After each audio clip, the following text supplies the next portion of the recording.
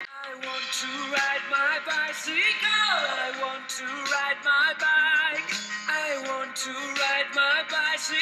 I want to ride it where I like. Bicycle riding is one of my favorite activities. This is my story of how I was forced to learn how to change my own tire when I got a flat during the New York City Triathlon. I had just finished the swim leg of the triathlon and was coming out of the Hudson River and looking forward to the nice 25-mile bike ride up the west side of Manhattan and back. Getting on the bicycle, I felt the cool breezes, then all of a sudden, darn, a flat tire.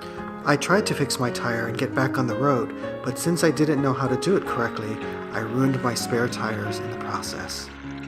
I tried to look for the bicycle support mechanics, but they were nowhere to be found. The lesson learned here is that I should learn how to fix my own flat tire, and that is exactly what I did. Meet Mike. Mike is a bike mechanic here at Southwest Bicycles in Peoria, Arizona. He is going to help me teach you how to change your flat tire. Alright, first thing you want to start with is taking your tire lever, putting it up underneath your tire. You'll pull the bead over the top of the rim. If you hold that bead just out, you can actually just slide that tire lever around, separating that bead from the rim. Come all the way around so you got one side completely off, one side still on the rim. From there, there's two ways you can do it. First way, just grab the tire and actually pull it up over the rim and then just slide it off. That being the easiest way, but you can't always do it depending on what tire you have. That being the case, come back to your trusty tire lever, grab that other side. So you'll be pulling it from the other side, and then again just sliding it around, separating the tire from the rim. Once the tire is off,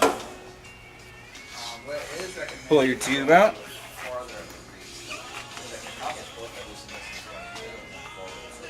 It's very important to run your fingers through the tire. Make sure you find whatever caused the flat.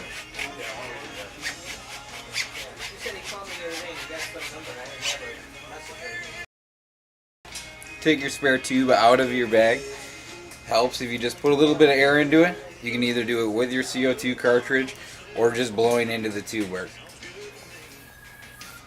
Just give it some shape so it's a little bit easier to put into the tube.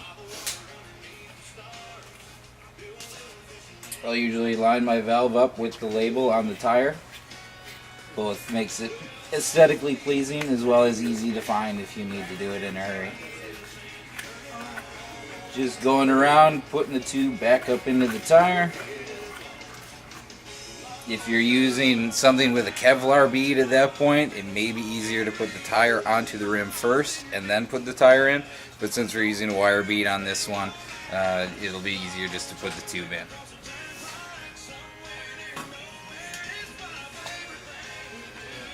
The tube in the tire, starting at your valve.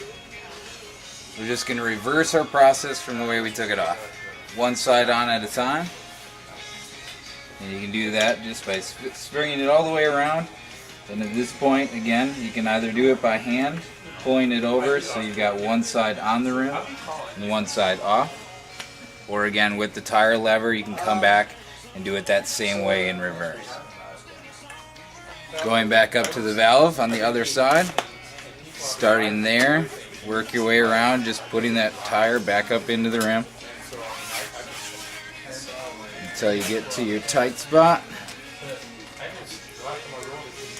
You just want to make sure that your tube doesn't get caught up in between the bead of the tire and the rim. So what will happen is when you inflate it, it'll actually come out from underneath and actually cause the tube to pop. So once that's up in there, again, either with your hands rolling it over or coming back with your tire lever again. Put it up underneath just on the one side. You can actually hold the other side in place and you'll just kind of ratchet it up in there.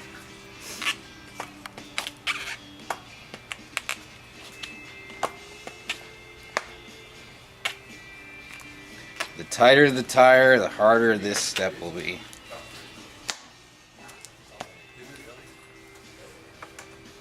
Once you've got the tire on there, the only thing you have to do is then put air in. Whether you're using the CO2 cartridge or a regular floor pump or even an air compressor, you inflate it to your proper PSI and you're ready to go.